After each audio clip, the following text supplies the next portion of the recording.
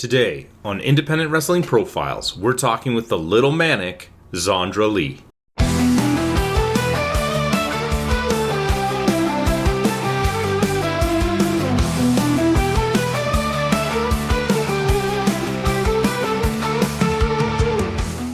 When did you first discover professional wrestling and how did it enter your life? So when I first saw it, it was actually with my dad. So my dad got me into it. I would always watch over he would watch it on his phone. He would be making dinner or anything. So I would always kind of watch over his shoulder. I didn't really get into it until I was 10 or 11. But I never watched the WWE. I knew about it, but I grew up on watching indie shows, right? Shakara Pro specifically is what got me to love wrestling. So yeah, I started getting really into wrestling around 10 or 11.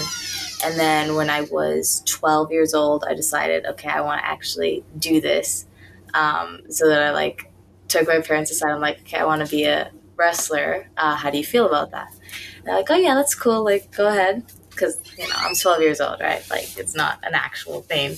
And then as soon as I got the okay, I would look up schools or where I could possibly train. I knew with my age, I wouldn't be able to, but for future.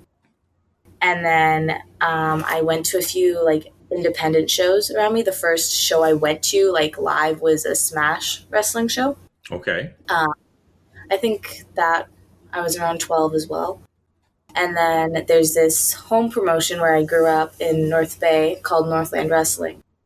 And I'd gone to a couple shows, and eventually I wanted to ask if they did training. So I went up to the promoter, Dan Jarris, who ended up being my trainer. But I asked him about, do you do, training at all? And I was 13 at the time I talked to him. And he's we're always thinking about it, but it's never too early to start dreaming. And then I think it was the next show. He had announced that they were considering, and we're going to have a sign-up sheet to see how much interest there was. So I went right up and I signed up. And then right after that, COVID started, right? So it was nothing was happening. But I would email or send him a message every month, hey, are you starting up? Are you starting up? And then I was 15. I was 15 when he finally, when things started getting back to normal, and okay, we're gonna do a crash course, you can come. And I ended up being a part of his first class, so the very first students he had. And he said, okay, I'll let you train, but you're not wrestling until you're 18. And then he put me on a show 3 months later. So so I've been wrestling since I was 15, and then it's just gone up from there. Okay, so I do want to dissect a few pieces of what you had gone over there. You said that you had initially been exposed to wrestling, seeing it, that your dad was watching, and it wasn't until a few years later that you started to get into it. Do you kind of remember what it was about it that at that time was okay, now I'm interested? Was it the characters? Was it the storylines? Was it just overexposure that you had seen it so much? Why did you go from just casually watching it over a shoulder to being invested yourself? I think it was probably the characters, because the promotion that got me to love it was Shakara Pro. So there was a lot of lucha style stuff and people wearing lucha masks and everything. And me at that age, I thought that was really cool. And I was invested in that. So he put on one it was on Amazon Prime, and he put on an episode. And then actually a lot of the people who are in AEW now actually wrestled in there. So Orange Cassidy, he wrestled under a mask as Fire Ant. And he was a part of it was called the Colony, right? So it was just these not cute characters, but almost a comic, a live action comic book for me. So that kind of really got me into it. And I was obsessed. I wanted to have a mask when I started and everything. I was obsessed with the masked wrestling. Didn't end up doing that at all, but that's kind of what got me to love it so much, just because I'm seeing all these different characters and all these different body types and everything. And it's just maybe I could do something like that, So I think it was honestly just the characters that got me to love it. Okay. And did you have any particular favorites that looking back now might have kind of motivated your style and your passion in a particular way? So I wouldn't say the people I grew up watching, like who originally got me to love it. I wouldn't say I like copy them at all or like took from them. I mean maybe a few, but like there was all like lucha stuff, right? And like that's not really my style. I like more mat wrestling or like the power moves. That's my style. So first starting out, no.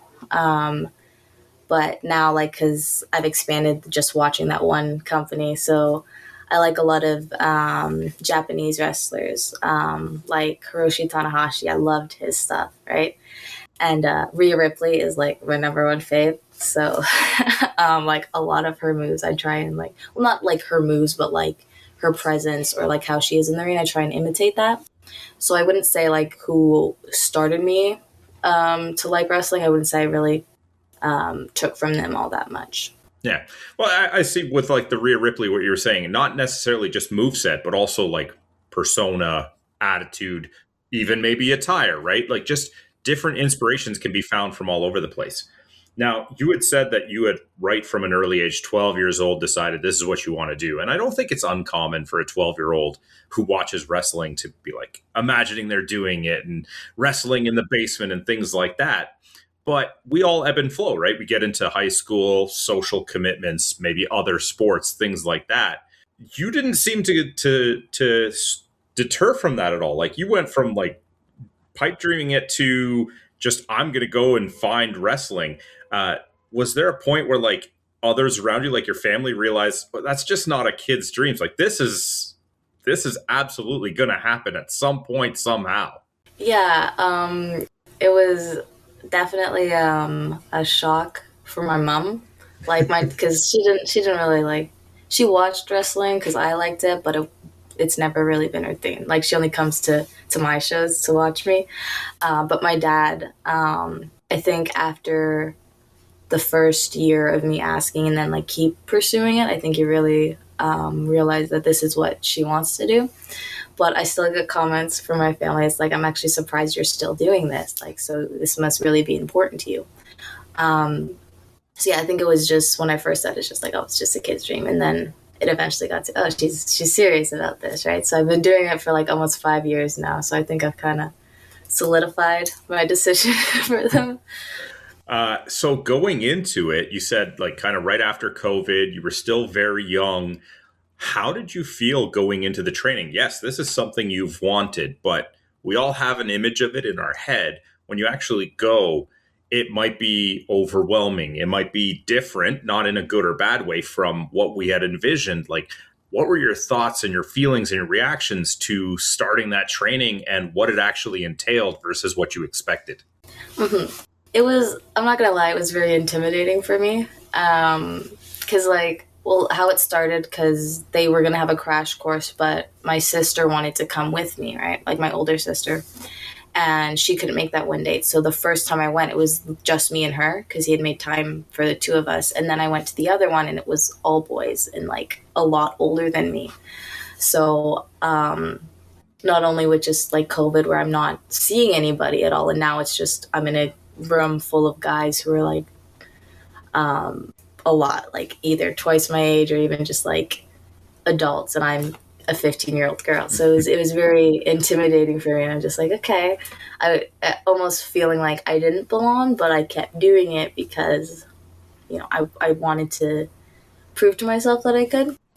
So it was very intimidating, and then just a lot.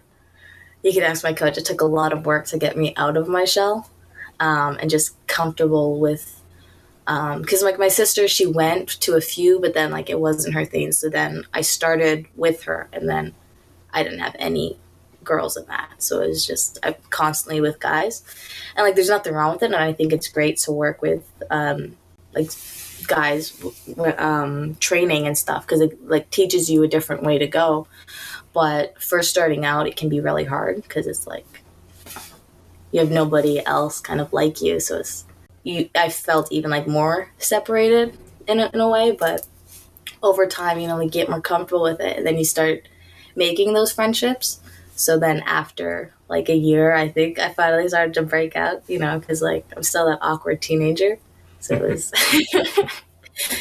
braces and everything. I was like, yeah, it was awkward and intimidating, but definitely if I could go back in time, I would do it all over again for sure. Were there any elements of it that kind of came a little bit more naturally that might have served as like an anchor to pushing you along and helping you stay motivated? Because I'm sure there was challenges. We just talked about being overwhelmed, but there must have been some elements that were just like, this just feels right. This is why I'm here and this is why I'm going to keep going.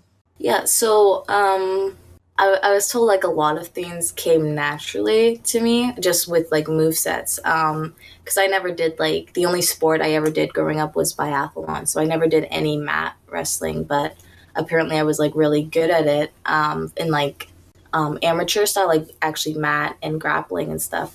So hearing that and then watching it back and like seeing how my body was moving without me knowing it, like I'm like, okay, there's something there.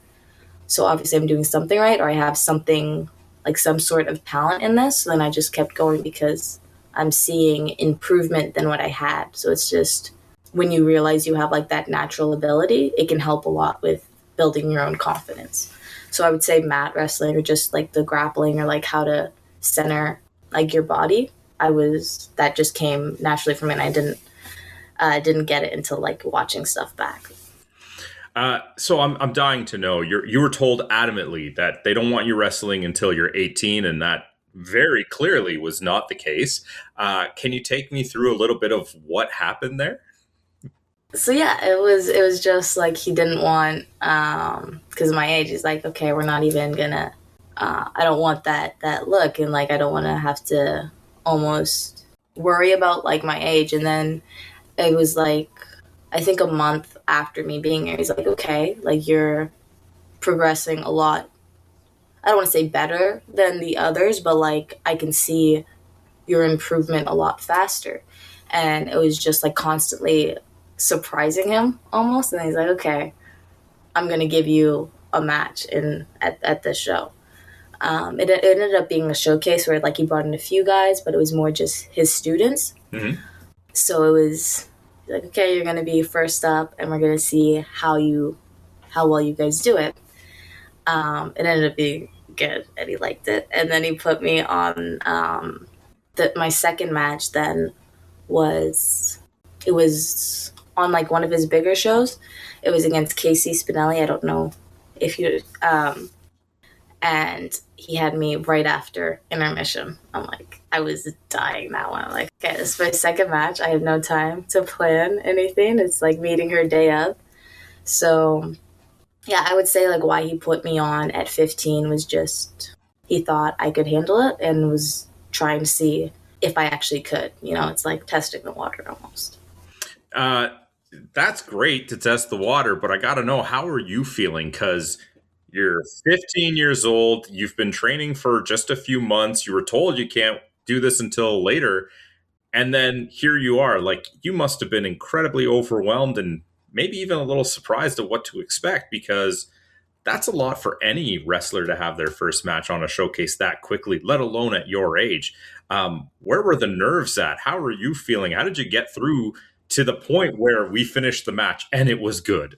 Yeah, I was so scared, honestly. I was like almost crying behind the curtain because I was like, I thought I was going to be like, later on. So like I can see how the other guys do it. And I was first up and I was the first one out.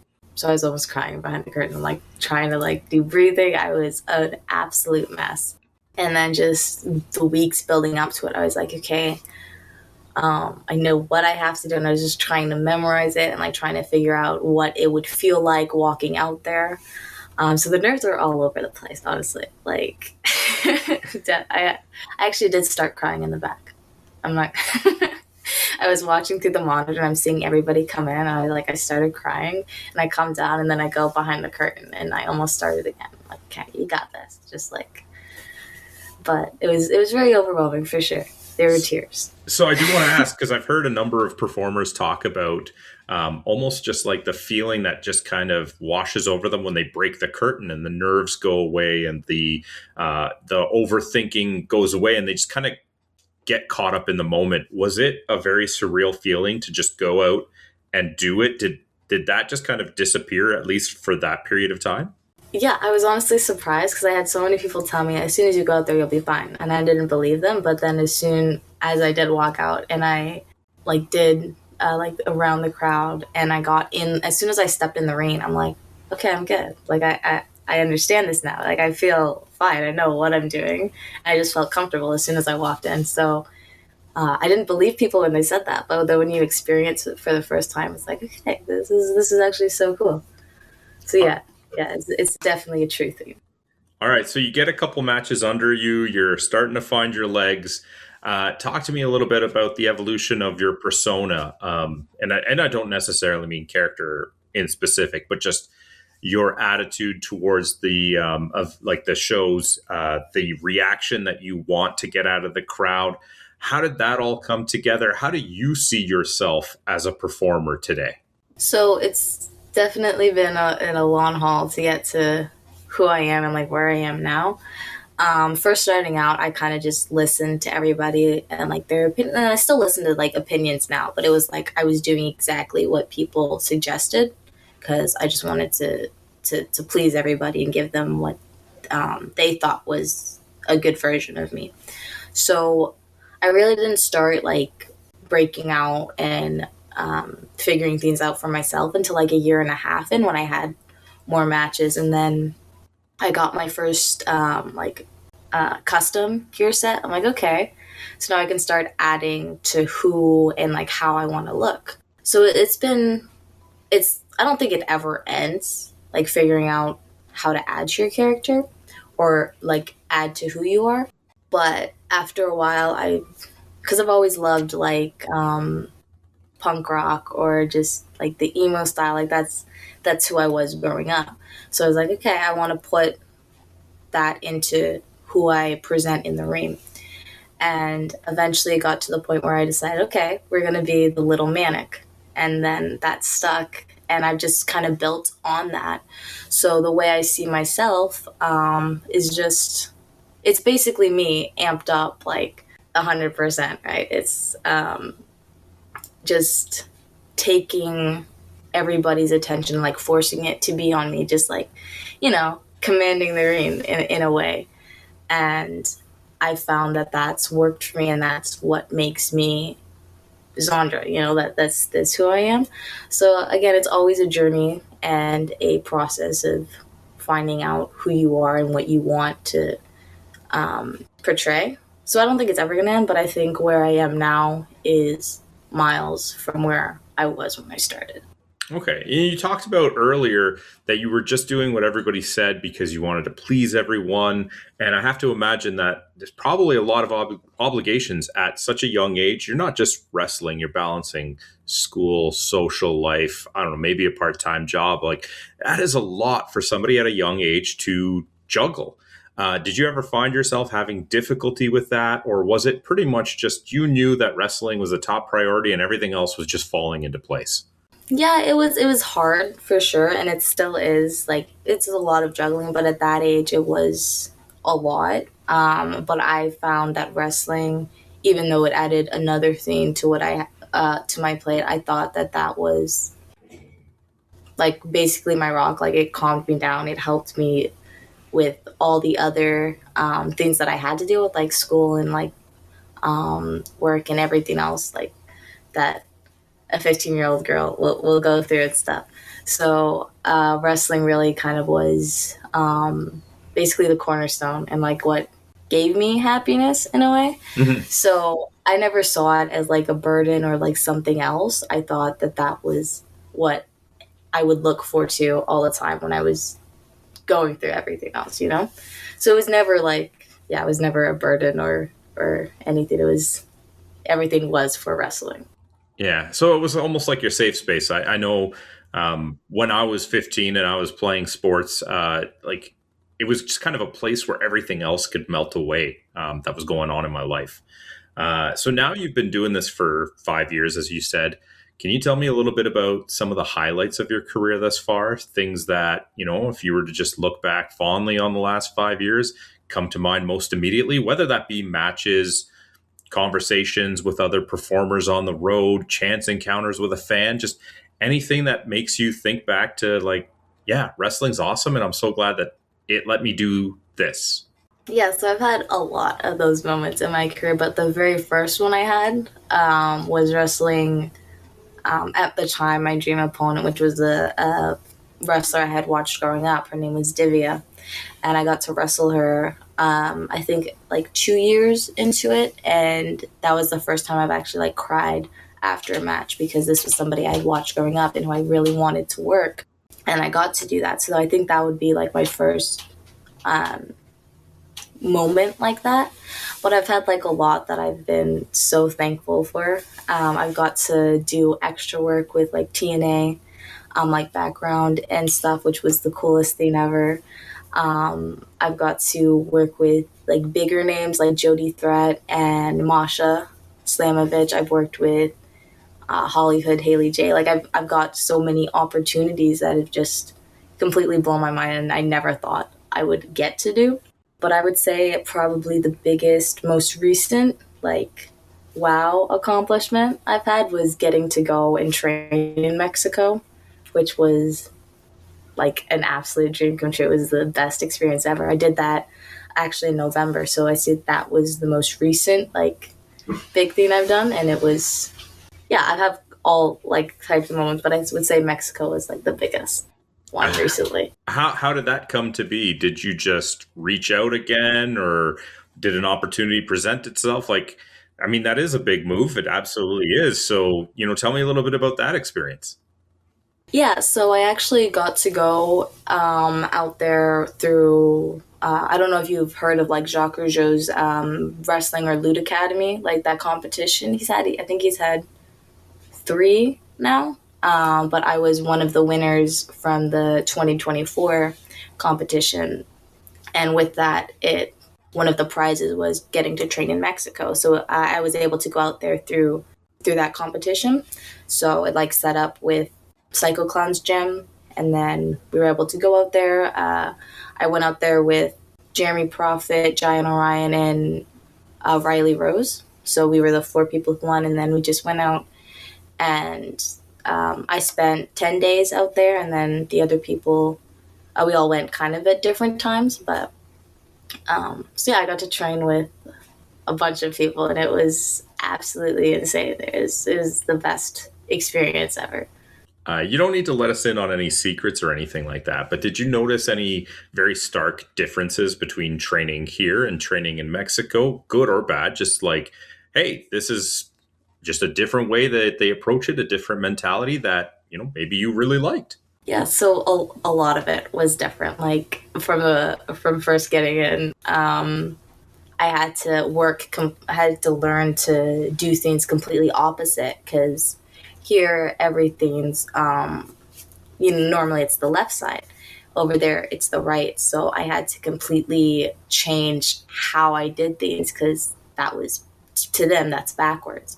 So then I had to flip everything, and it was challenging for sure at first, and then I got so used to it when I came back.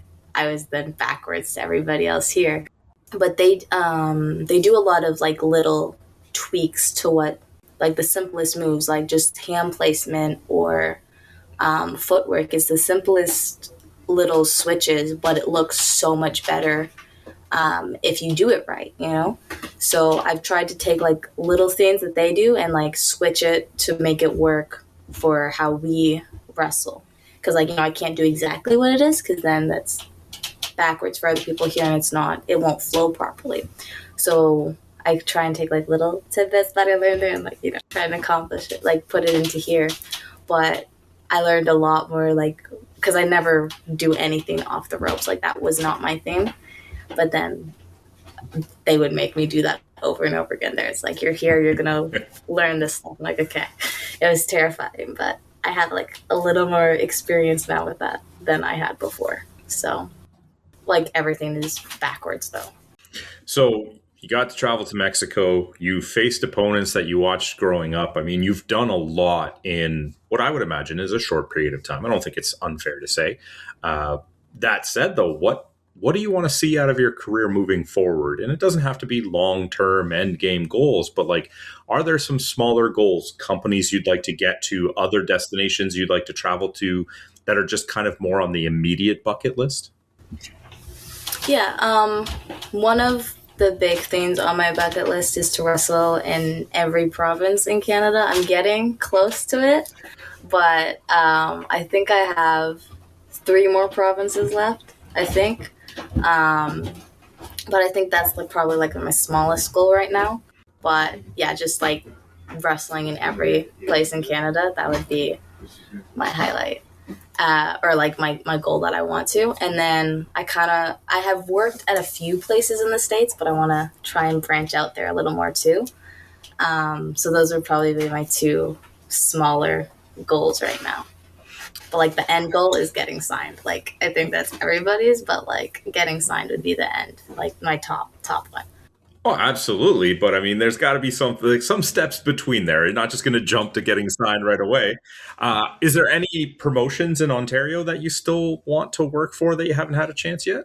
Yeah, so actually, I've actually been, I have a couple shows coming up with promotions that I have wanted to, so I'll get that opportunity. But I get to go out to Reaper Wrestling in a couple weeks, which will be like really cool because I've like seen a lot of their stuff. I'm like, I really want to be on one of those shows, and now I get to. I've worked a couple smaller Smash shows, but I really would love to actually get on like their main shows. I think that's a big one for me. And then again, I've done a couple like smaller ones for Demand Lucha. But again, I would love to be like on their bigger or like their main shows because like I've done like outside like fair ones or like it was like their holiday one. So like just being on like their main ones, that's a goal. But yeah, Reaper Wrestling is a big one that I'm excited for that I get to do.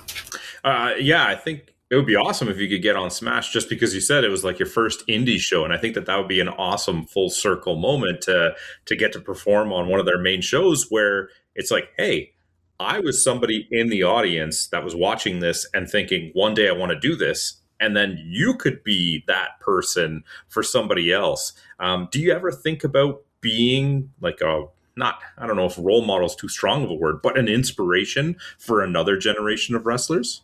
Yeah, I've had a few of those experiences honestly, and that's like the best feeling ever when like especially with little girls, they'll come up to me and I'll see that they either have a poster that I signed or like maybe a shirt, and then I see like, oh, they've been following me, right? And then I get to meet them again. I've had this one little girl at Northland, which was like the main company or like my home company, and I remember her talking to me, and she was super little, and she was saying like, oh, I wanna wrestle like you do. I'm like, well, I would love for you to try it someday. And even now she's 13 and like she's still not old enough to start, but like every time I see her, she's still saying like I want to do it. I just have to wait a little bit longer until I'm like a little older, but like I want to do what you do. So it's really cool always seeing that and knowing that I may have a little, again, not like role model, but like a little Influence. inspiration. Yeah, Yeah, inspiration. influence people. But that's the crazy thing about wrestling because one day down the road, you could be the seasoned veteran that this young wrestler is getting in the ring with, and you'll be their full circle moment. Not, I can't imagine like a cooler feeling than that. So I do have to get into the wrestling 101. I know it's very cliche for an interview, but I got to ask, dream opponent. Don't worry about reality, who it is, anywhere. You sign a magic contract tomorrow to face anybody. Tell me who it is, and more importantly, why. It's been the same answer for a very long time, but Rhea Ripley, she was, as soon as because again, I didn't watch WWE growing up, but when I did get into it, Rhea Ripley was like a huge one for me. It's like I would watch, I'm like, oh my gosh, she's the coolest person ever. So me getting into watching WWE, it was her, and she was basically the reason why I did watch it.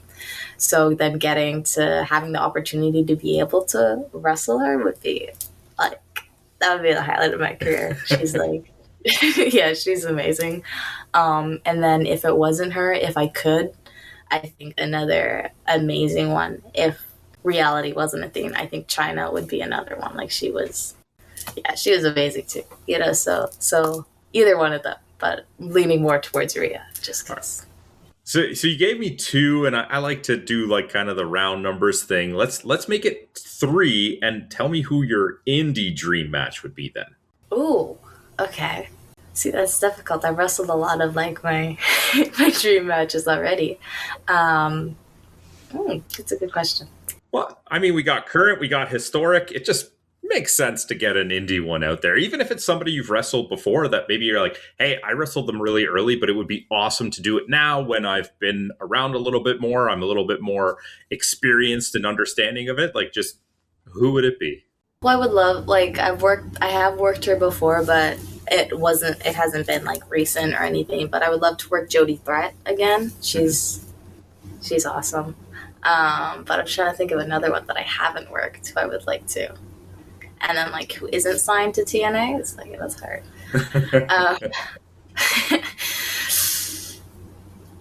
Oh, actually, I do have one. Gabby Forza. She's from New York. The Nomi. When I first saw her, I'm like, oh my gosh, I have to wrestle this girl. So it still hasn't happened yet, but I would love to work her one day. That's awesome. That's awesome.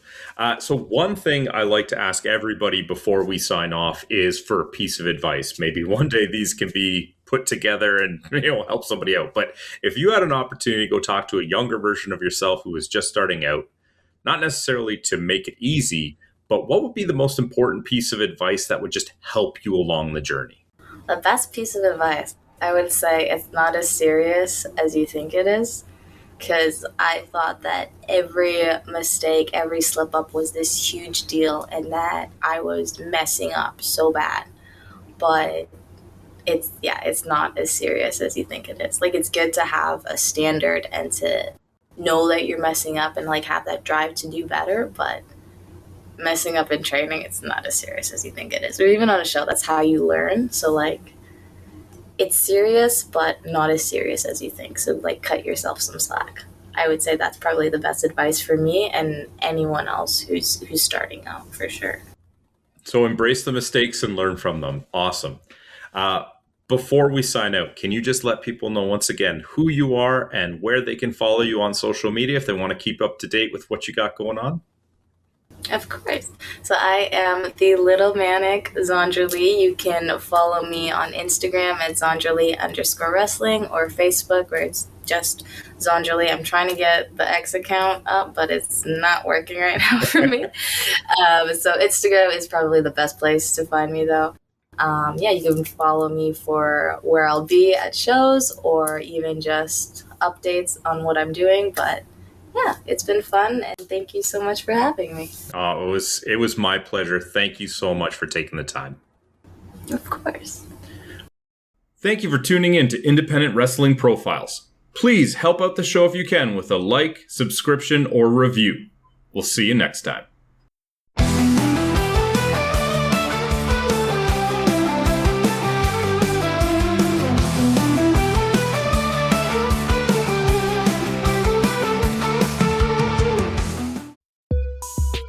This program is a proud part of the Swear to Pod Network.